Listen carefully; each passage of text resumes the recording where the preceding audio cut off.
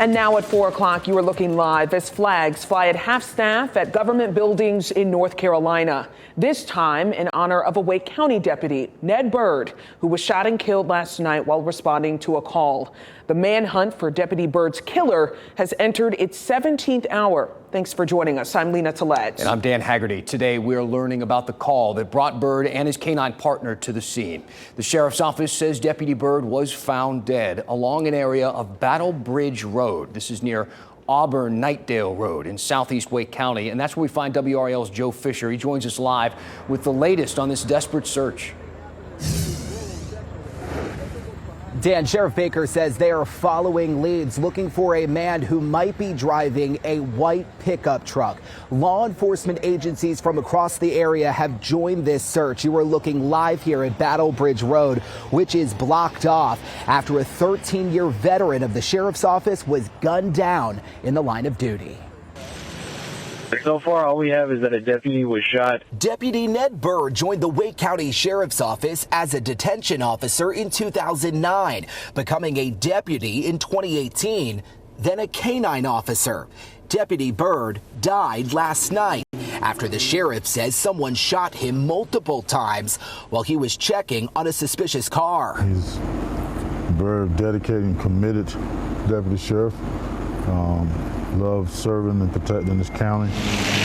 The scene along Battle Bridge Road is surrounded by open fields. The shooting happened around 11 o'clock. The suspect got away, and it wasn't for about 2 hours, around 1 a.m., when Byrd was found by a responding deputy. Sheriff, was Deputy Byrd able to radio for help after he was shot?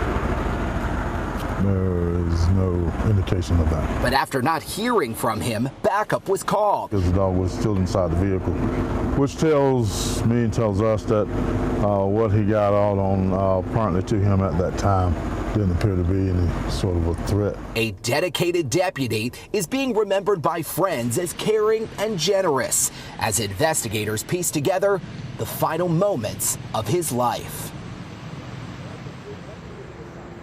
And we do have a little bit of breaking news coming in about this situation, that timeline there between the shooting and when Officer Byrd's body was found here on Battle Bridge Road. We are now learning that right before he got out to check on that suspicious vehicle call, he did not place any kind of communication into dispatchers or anyone else. So the sheriff's office said they really had no way to know where he was in that moment. Again, after a period of time, more than an hour, they did not hear from him. They sent the closest deputy to the scene over here, where sadly his body was found. Tonight, that search does continue for the suspect. The sheriff telling me earlier today that his investigators will not leave this scene until that suspect is captured. And Dan? An unusual and curious detail there at the end, Joe. Of course, keep us updated from the scene as this search continues. Live for us in Wake County. Thank you.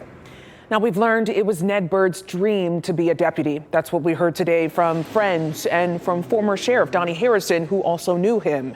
Harrison says after working as a detention officer in Wake County for about a decade, Byrd achieved his goal. I allowed my detention officers, if they qualified, to go out for a deputy's position. He tried it a couple of times and finally made it. He was one happy person, and I was one happy person for him. So that's what makes it so hard.